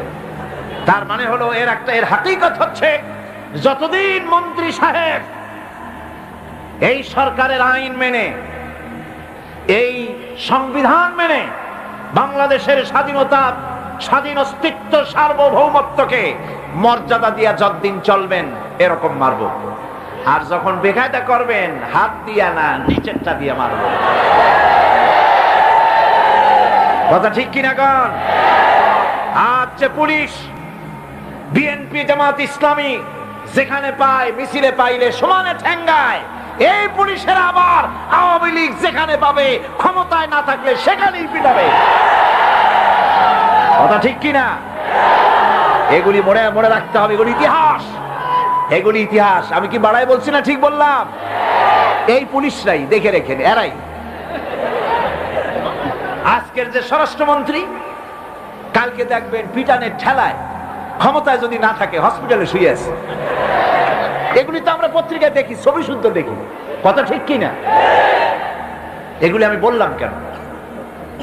এই জন্য বললাম, ইতিহাস ভুলে যাওয়া উচিত না, ক্ষমতার দম্ভে পাগল হয়ে যাওয়া উচিত না। আল্লাহ পাক বলেছেন, লিনানজুরাকুম কাইফা তা'মালুন, ক্ষমতা দিয়ে আমি দেখি আমলটা কি করো, তোমার আমলটা কি হয়, কি ধরনের ব্যবহার করো জাতির সাথে, মানুষের সাথে। ক্ষমতার দম্ভে পাগল হয়ে যেও না। ওই যে পণ্ডিত জওয়াহরলাল নেহেরু, সেই যে পাগলা হসপিটালে গেছিল, মেন্টাল হসপিটাল, মাথায় সুন্দর টুপি, গায়ে শেরওয়ানি, চোস্ত পাজামা, হাতে ছড়ি, ইসলামী ড্রেস। অমুসলমানদের কাছে মজা লাগে, কিন্তু দুর্ভাগ্যজনক আমার দেশের মুসলমানদের মজা লাগে না। এদের মজা লাগে অন্যদেরটা অনুসরণ করতে, নিজেরটা ভালো লাগে না। সুন্দর টুপি, সারা জীবন নেহেরু শেরওয়ানি, পাজামা, টুপি ব্যবহার করেছেন, ঠিক কিনা? এই পোশাক কার? নেহরুর বাপের, মুসলমান। আজ মুসলমানদের এই ড্রেসকে বাংলাদেশের টেলিভিশনে অমর্যাদা করা হচ্ছে। আমি পার্লামেন্টে যখন এই কথা বললাম যে বাংলাদেশের টেলিভিশন মুসলমানদের দাড়ি আর টুপি নিয়ে উপহাস করে, আমার পাশের থেকে একজন ট্রেজারি বেঞ্চ থেকে বলল, আপনি মিথ্যা বলছেন, আল্লাহর গজব হবে আপনার উপরে। আমি বললাম, ওয়েট এন্ড সি, গজব কার উপরে হয় আমরা দেখি, অপেক্ষা করি। ভিলেন পার্টে যে অভিনয় করে টিভিতে, নাটকে, সিনেমায়, একটা খারাপ চেয়ারম্যান, একটা খারাপ লোক অভিনয় করার জন্য যাকে আনা হয় তার মাথায় একটা টুপি থাকে কিনা? টেলিভিশনে থাকে কিনা? লম্বা একটা জামা থাকে কিনা? মুখে দাড়ি থাকে কিনা? কাঁধে একটা রুমাল থাকে কিনা? এবার আমি প্রশ্ন করি, মুসলমানদের মাথার টুপি কি জামাত ইসলামী? মুসলমানদের দাড়ি আর লম্বা জামা কি শিবিরে? এই দাড়ি আর টুপি বিশ্বনবী মুহাম্মদ রাসূলুল্লাহ সাল্লাল্লাহু আলাইহি ওয়াসাল্লামের। সুতরাং 12 কোটি মানুষের, 12 কোটি তাওহীদি জনতার, 12 কোটি তাওহীদি জনতার রেভিনিউ নিয়ে, তাদের ট্যাক্স নিয়ে রাসূলুল্লাহর সুন্নতের সাথে যারা বেয়াদবি করে, আল্লাহ রাব্বুল আলামিন অবশ্যই আযাব এবং গজবে তাদেরকে নিবেদিত করবেন।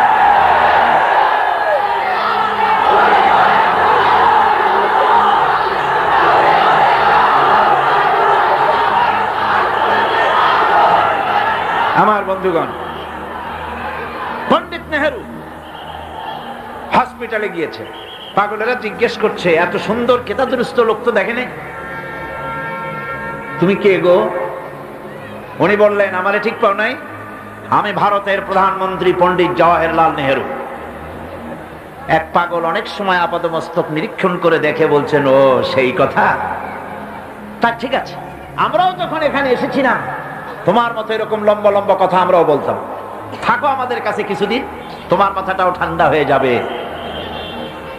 সুতরাং দুনিয়ার এই রঙ্গমঞ্চে এসে যারাই স্বৈরাচার হয়েছে, মানুষের উপর নির্যাতন করেছে, নিজের মন গড়া আইন কানুনকে চাপায় রাখবার চেষ্টা করেছে, নিজের ক্ষমতাকে দীর্ঘস্থায়ী করার জন্য দলীয়করণ, আত্মীয়করণের নিকৃষ্টতম উদাহরণ সৃষ্টি করেছে, আল্লাহ রাব্বুল আলামিন গজব দিয়ে তাদেরকে বিদায় করেছে।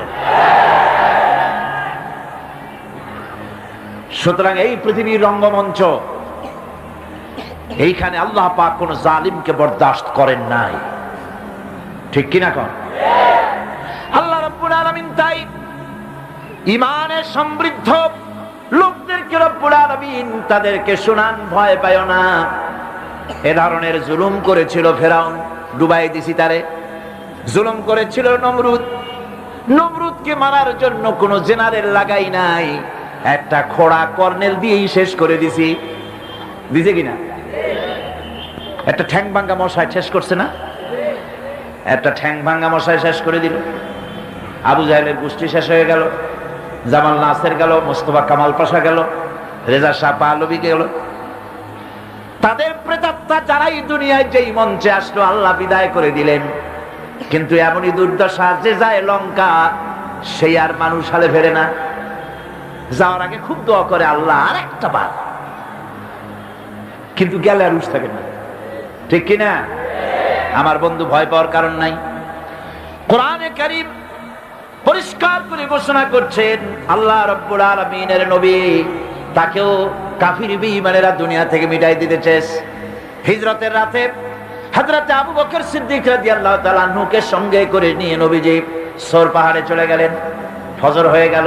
হযরত আবু বকর বলেন, হুজুর আর বাঁচার উপায় নাই, কাফেররা দেখে ফেলবে, এখনই পালাই, গুহার মধ্যে ঢুকি। এই গুহার ভিতরে সাপ থাকতে পারে, বিচ্ছু থাকতে পারে, আমি আগে ঢুকি, সাপ করি, যদি কোনো বিপদ হয় আমার উপর থেকে হয়ে যাক, আল্লাহর নবী বেঁচে থাকুন। গুহার ভিতরে নেমে নিজ হাতে সবকিছু সাফ করে হুজুরকে সেখানে তিনি ডাকলেন। নবীজি বললেন, আবু বকর বড় কষ্ট করেছি, একটু বিশ্রাম করি। হযরত আবু বকর উলুর উপরে মাথা রেখে হুজুর ঘুমায় গেলেন। রাসূল করিম সাল্লাল্লাহু আলাইহি ওয়াসাল্লাম ঘুমিয়ে আছেন। কাফেররা খুঁজতে খুঁজতে এসে গেছে। হযরত আবু বকর বলেন, হুজুর বাঁচার উপায় নাই, কাফেররা গুহার দরজা পর্যন্ত এসেছে, আমরা তো ধরা পড়ে গেলাম। হুজুর বলেন, ভয় পেও না, চিন্তা করো না, ইন্নাল্লাহা মা'ানা, লা তাহজান, ইন্নাল্লাহা মা'ানা। কোনো চিন্তা করো না, পেরেশান হয়ো না, আমরা মাইনরিটি নই, আমরাই মেজরিটি, কারণ আল্লাহ রাব্বুল আলামিন আমাদের সাথে আছেন। কাফেররা কিচ্ছু করতে পারলো না, আল্লাহ পাক হেফাজত করলেন। আল্লাহ তাকে মদিনায় আনলেন, আল্লাহ প্রেসিডেন্ট বানাই দিলেন। সুবহানাল্লাহ, সুবহানাল্লাহ কইতে ইচ্ছে করে না? দুনিয়ায় এই ষড়যন্ত্র নতুন কিছু নয়। হযরত ইউসুফ আলাইহিস সালামকে এই কোরআন সাক্ষী, কে সাক্ষী? ইউসুফ আলাইহিস সালামকে ভাইরা ষড়যন্ত্র করে কুয়ার মধ্যে ভালাই দিল, কুয়ার ভিতরে ফেলে দিল। ওরা মনে করলো কুয়ার ভিতরে ইউসুফ আলাইহিস সালাম মরে যাবেন, আর মাথা উঁচু করে দাঁড়াইতে পারবে না। কিন্তু ইউসুফ আলাইহিস সালামের ভাইরা বুঝতে পারে নাই এটা কোনো কুয়া নয়, মরণ কুয়া নয়। আল্লাহ এটাকে বানালেন একটা টানেল, একটা সুড়ঙ্গ, একটা মুখ দিয়া ইউসুফ আলাইহিস সালামের ভাইরা ইউসুফ আলাইহিস সালামকে কুয়ার মধ্যে ফেলে দিলেন। কুয়ার আরেক মুখ দিয়া রব্বুল আলামিন হযরত ইউসুফকে নিয়ে মিশরের প্রেসিডেন্ট বানায় দিলেন। আল্লাহ রাব্বুল আলামিনের এই প্রচন্ড ক্ষমতা।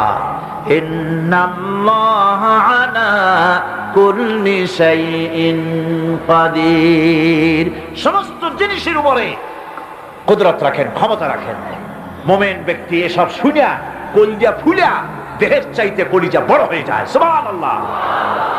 দুনিয়ার কাউকে পরোয়া করে না, পরোয়া করে কেবলমাত্র কাকে?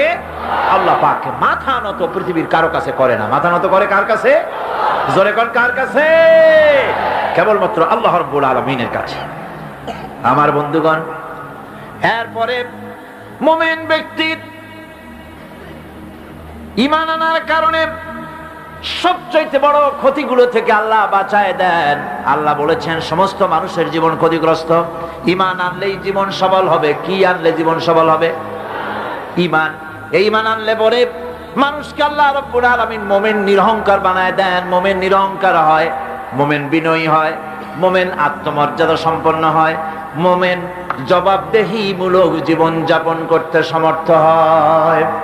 আল্লাহর ভয় তার কলিজা থরথর করে কাঁপতে থাকে, সে কোনো বাজে কাজ করতে সাহস পায় না।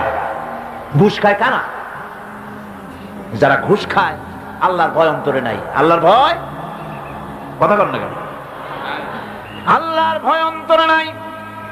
ঘুষ যখন গ্রহণ করে তখন তার মনের ধারণা পুলিশ দেখে না, গোয়েন্দা বিভাগ দেখে না, তার বস দেখে না, কেউ দেখে না। বেমালুম টাকাগুলা নিয়ে পকেটের মধ্যে থুয়ে দেয় আর মোছে আতর মেখে তেল মেখে মুস্কি মুস্কি হাসে। অনেক টাকা পাইয়া গেছি, বউরে সোনা দিয়ে অনেক কিছু বানায় দেব, বাড়ি 5 তলা আছে 10 তলা বানাবো, গাড়ি একটা আছে আরো 2টা কিনবো। অফিসার সাহেব যদি বুঝতেন পুলিশ দেখে না, গোয়েন্দা বিভাগ দেখে না, বস দেখতে পাচ্ছে না, কিন্তু এই জমিনের স্রষ্টা, ওই বিশাল আকাশের স্রষ্টা আল্লাহ রাব্বুল আলামিনের চোখকে আমি ভাগিয়ে দিতে পারি নাই। এই খেয়াল যদি কোন অফিসার করে, ঘুষ কি খাইতে পারে? ঘুষ নিতে পারে? পারে না।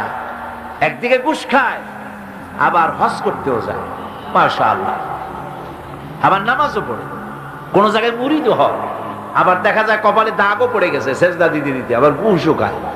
আজীব তামাশা।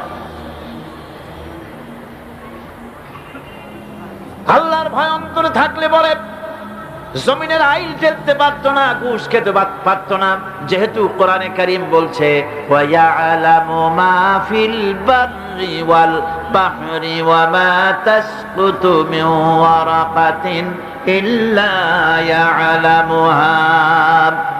আল্লাহ রাব্বুল আলামিন বলেন এই পৃথিবীর বুকে কি হয়, মাটির তলে কি হয়, পানির তলে কি হয়, কোথায় কি হয় সব আমার জানা আছে।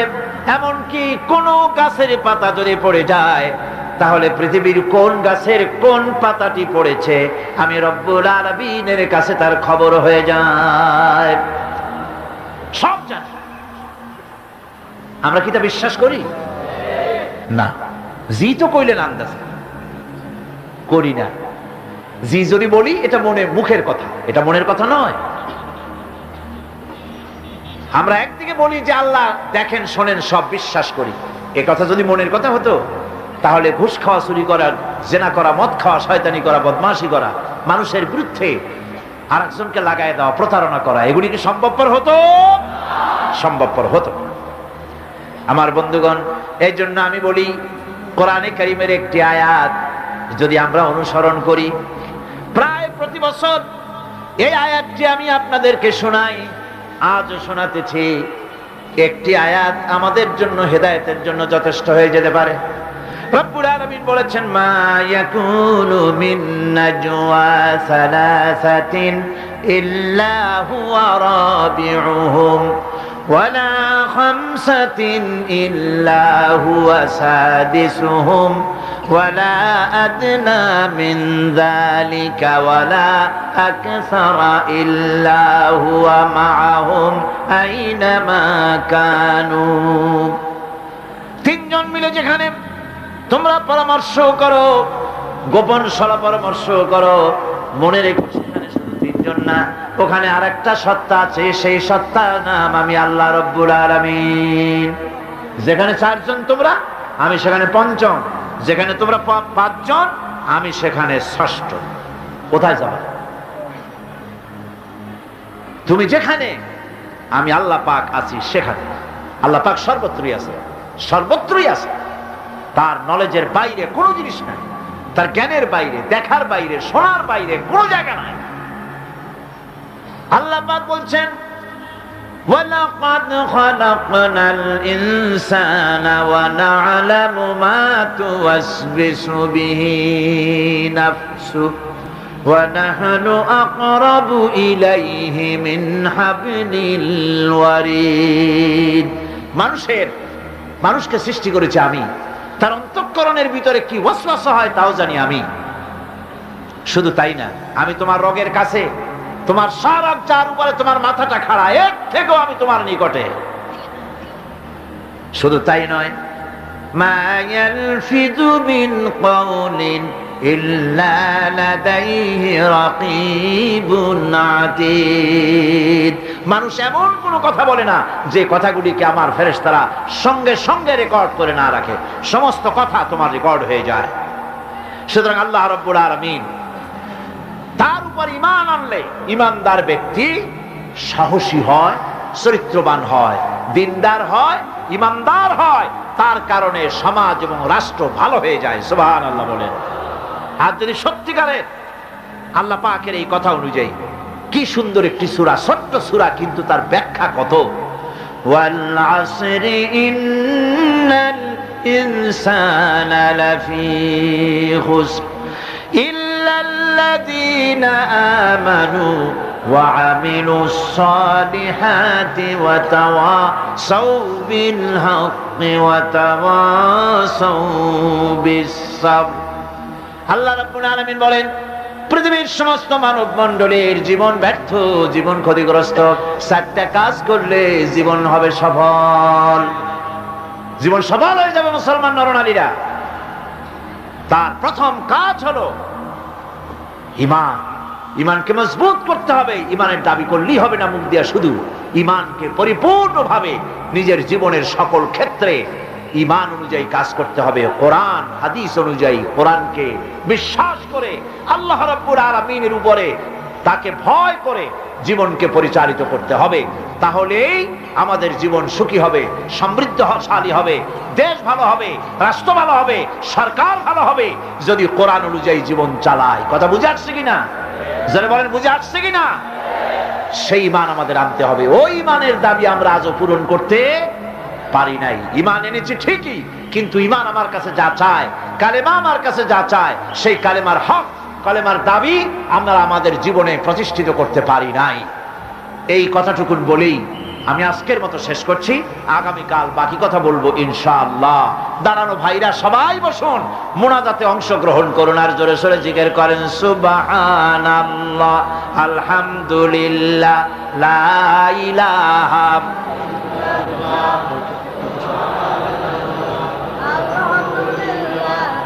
জোরে সোরে জিকির করেন সুবহানাল্লাহ, আলহামদুলিল্লাহ, লা ইলাহা, আরো জোরে সুবহানাল্লাহ, আলহামদুলিল্লাহ, লা ইলাহা,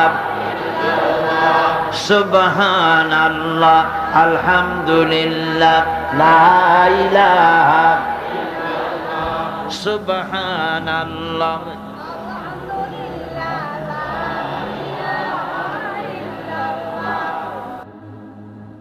ربنا ظلمنا أنفسنا وإن لم تغفر لنا وترحمنا لنكونن من الخاسرين ربنا لا تزغ قلوبنا بعد إذ هديتنا وهب لنا من لدنك رحمة إنك أنت الوهاب। আয় আল্লাহ তাআলা, বিশাল এই জনতা নিয়ে, তোমার বান্দা বান্দীদেরকে নিয়ে তোমার দরবারে দীর্ঘক্ষণ আলোচনা করে, দরুদ ও সালাম পড়ে, জিকির আজকার করে তোমার দরবারে হাত তুলেছি। মেহেরবানি করে আমাদের আলোচনার সওয়াব রাসূল করিম সাল্লাল্লাহু আলাইহি ওয়াসাল্লামের রূহ মুবারকে পৌঁছায় দাও। আয় আল্লাহ রাব্বুল আলামিন, আমরা যারা হাত তুলেছি এর মধ্য থেকে মা বাপ যাদের দুনিয়া থেকে বিদায় হয়ে গেছে, আয় আল্লাহ কবরগুলিকে জান্নাতের টুকরায় পরিণত করে দাও। রব্বির হামহুমা কামা রব্বায়ানি সগীরা। সবাই পড়েন রব্বির হামহুমা কামা রব্বায়ানি সগীরা। রব্বুল আলামিন, সারা জীবন আমরা গুনাহ করেছি, জেনেও করেছি, না জেনেও করেছি। দয়া করে জিন্দেগীর সমস্ত গুনাহ খাতা মাফ করে দাও। হায় আল্লাহ তাআলা, এই বিশাল মাহফিল তুমি আপন কুদরতে 3 দিন চালিয়েছো, আর মাত্র 2 দিন বাকি আছে। তোমার কুদরতি নিজাম দিয়ে তুমি মাহফিলকে সফল করে দিও। হায় আল্লাহ তাআলা, তোমার গোলাম মাওলানা শামসুদ্দিন সাহেব পেরেশান হয়ে আছেন। এ মাহফিলের বিশাল বাজেট, টাকা পয়সা এবার খুবই কম হয়েছে। আল্লাহ, তোমার বান্দা বান্দীদের দিলকে তুমি উন্মুক্ত করে দাও। তোমার বান্দা বান্দীদের হাতকে দারাজ করে দাও, উন্মুক্ত হস্তে সাহায্য করে তারা যেন সমাজ কল্যাণকে ঋণ মুক্ত করে দেয়। হায় আল্লাহ তাআলা, যত মানুষ এই মাহফিলে, মা বোনেরা ভাইয়েরা কষ্ট করে আসেন, হায় আল্লাহ দয়া করে মেহেরবানি করে সকলের জান মাল তুমি হেফাজত করো। হায় আল্লাহ, যত আলোচনা এখানে যারা করেন সকলকে আল্লাহ তুমি হায়াত দিও, সম্মান দিও, মানুষ গ্রহণ করতে পারে এমন ভাবে বলার তৌফিক দিয়ে দিও। রব্বুল আলামিন, তামাম পৃথিবীতে মুসলমানেরা যত জায়গায় বিপদে আছে সমস্ত বিপদগ্রস্ত মুসলমানদের তুমি দয়া করে মুক্তি করে দিও। আল্লাহুম্মা জিদনা ওয়ালা তানকুসনা ওয়া আকরিমনা ওয়ালা তুহিন্না ওয়া'তিনা ওয়ালা তাহরিমনা ওয়াসিরনা ওয়ালা তুসির আলাইনা ওয়ারদিনা ওয়ারদা আন্না ইয়া কারীম ইয়া রাব্বাল আলামিন। ربنا تقبل منا إنك أنت السميع العليم وتب علينا إنك أنت التواب الرحيم سبحان ربك رب العزة عما يصفون وسلام على المرسلين الحمد لله رب العالمين بحق لا إله إلا الله محمد رسول الله। السلام عليكم ورحمة الله।